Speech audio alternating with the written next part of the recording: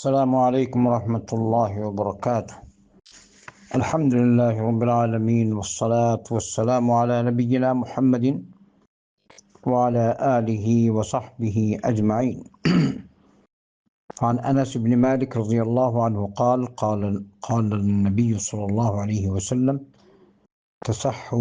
تسحروا فإن في السحور بركة. সহিহ বুখারীর 1923 নম্বর হাদিস। নবী করিম সাল্লাল্লাহু আলাইহি ওয়াসাল্লাম বলেছেন, তোমরা সেহরি খাও,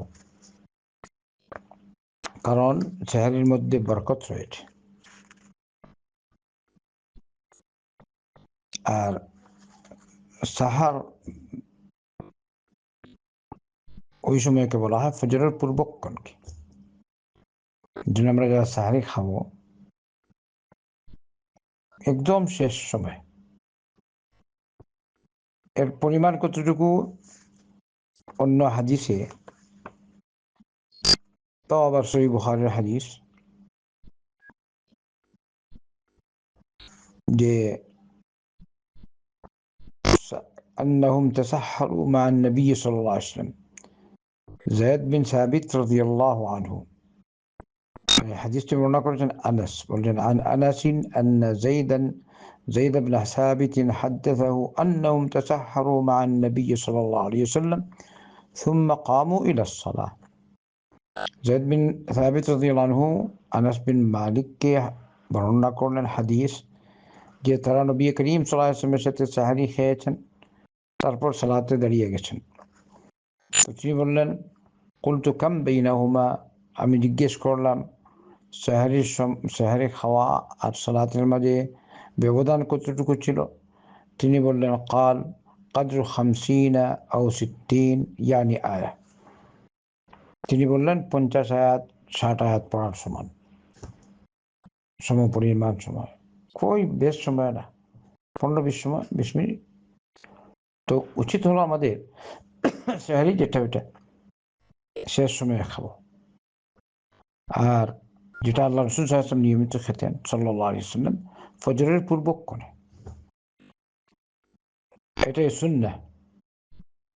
আর এই সেহরি যেটা আমরা খাই, এর অন্যতম বা উত্তম সেহরি হচ্ছে আল্লাহ রাসূল সাল্লাল্লাহু আলাইহি ওয়াসাল্লামের অন্য হাদিসে এসেছে, নি'মা সাহুরুল মুমিন আত-তামরু। এই হাদিসটি সুনান আবু দাউদের 2345 নম্বর হাদিস। নবী করিম সাল্লাল্লাহু আলাইহি ওয়াসাল্লাম বলেছেন, খেজুর মুমিনের জন্য কতই না উত্তম সেহরি, উত্তম সুহুর। মানে সেহরির টাইমে যে খাবার খাই এটা সুহুর। রমজানের জন্য সেহরি খাবার খাই এটা সুহুর। তো যদি মানুষ সেহরি খায় শুধু খেজুর দিয়ে, আলহামদুলিল্লাহ। আর না হয় সবসময় এরকম ওই ইফতারির সময় যেরকম খেজুর রাখানো, এরকম সেহরির টাইমে একটু রাখবেন, লাস্ট পর্যায়ে কয়েকটা খেয়ে নেবেন, তাহলে সেহরির সুন্নত বা খেজুর খাওয়ার যে সুন্নত এটা আদায় হয়ে গেল। তো অনেকে আছে সেহরি খায় না, কারণ আমাকে অনেকে প্রশ্ন করেন যে আমি যেমন 11:30-12টায় খাই, তারপরে শুয়ে পড়ি, আজান শুনে উঠি, অথবা কেউ কেউ আছে আজান শুনলেও উঠে না, নামাজই নেই, আল্লাহ, এটা তো মুশকিল। এটা সেহরির যে হক সেটা আদায় হয় না। ফজরের পূর্বক্ষণে খাবেন,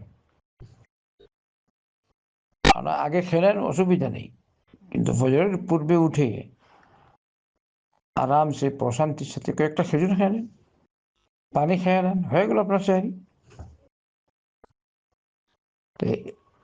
এমনি শুয়ে থাকলেন, পরে আজানের সময় উঠলেন অথবা উঠলেন না, তাহলে আপনার সিয়ামটা কিরকম হলো? তো সেহরির সময় যদি আপনি উঠে সেহরি খান, তারপরে সালাত পড়েন, আলহামদুলিল্লাহ। তো সেদিকে লক্ষ্য রাখবেন অবশ্যই সকলে, ফজরের ওয়াক্ত হওয়ার পূর্বে 15-20 মিনিট আগে সেহরি খান, উযু করেন, ইস্তিনজা করে, উযু করে পবিত্রতা হাসিল করে মসজিদে যান, সালাত সুন্নাহ পড়েন, ফরজ পড়েন, আলহামদুলিল্লাহ। সালাতের মাধ্যমে দিনটা শুরু হলো। আর শুধু সিয়াম তো ফরজ না আপনার উপর, সিয়াম থেকে আরো গুরুত্বপূর্ণ ফরজ যেটা তা হলো সালাত। ঈমান আনার পর সবচেয়ে গুরুত্বপূর্ণ আমল বান্দার উপর যেটা ইসলামের যে ভিত্তি তা হচ্ছে সালাত।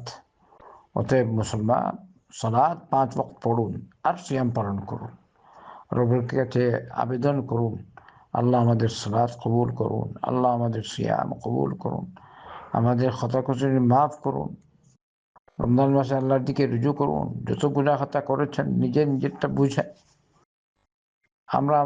আমি আমারটা বুঝি, আপনি আপনারটা বুঝেন। প্রত্যেকেই কবিরা গুনাহ যদি করেন তাহলে রমজান মাসের সিয়াম থেকে আপনি বঞ্চিত, মানে রমজান মাসের সওয়াব থেকে আপনি বঞ্চিত। খেয়াল রাখবেন সেদিকে। গুনাহে লিপ্ত আর বলছেন রমজান মাস সিয়াম পালন করলাম বয়স হয়ে গেছে। লা, কবিরা গুনাহ মাফ হয় না যদি বান্দা তওবা না করে।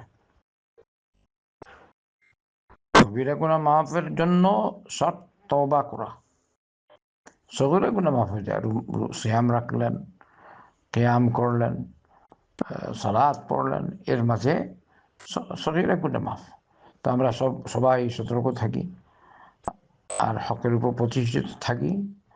আল্লাহ নাফরমানি থেকে বাঁচি, আল্লাহর বিধান পালন করে চলি। আল্লাহ আমাদের সকলকে তৌফিক দান করুন।